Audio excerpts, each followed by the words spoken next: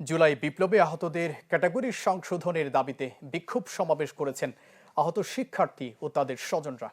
বিকেলে চট্টগ্রামে কাজীদেউড়ি এলাকায় কর্মসূচিতে তারা অভিযোগ করেন, বিপ্লবে আহতদের সরকার ৩টি ক্যাটাগরিতে ভাগ করেছে, কিন্তু তারা চান ২টি ক্যাটাগরি। এছাড়া আহতদের চিকিৎসার ক্ষেত্রে সমন্বয়কদের অনুমোদন নেয়ার বাধ্যবাধকতাকে বৈষম্যমূলক উল্লেখ করে তা বাতিলেরও দাবি জানান তারা।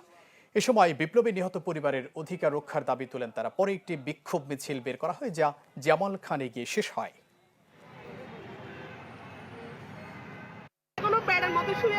আমরা একটা ফাইল নিয়ে যখন যাই আমাদেরকে যেতে হয় কোথায় গিয়া অনুমতি নেওয়ার জন্য সমন্বয়কের কাছে যেতে হয়। কেন?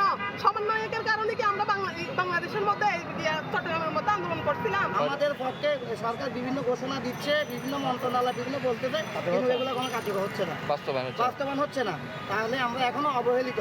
এই ক্যাটাগরি হতে হবে যারা পঙ্গুত্ববরণ করেছে এবং অঙ্গহানি হয়েছে, যারা স্থায়ীভাবে আহত হয়েছে তাদেরকে এই ক্যাটাগরি নিয়ে আসে, এবং যারা বি ক্যাটাগরি থাকবে যারা এখনো পর্যন্ত বিছানা বা সুস্থ জীবনে ফিরে গিয়েছে তাদের বি ক্যাটাগরি আছে।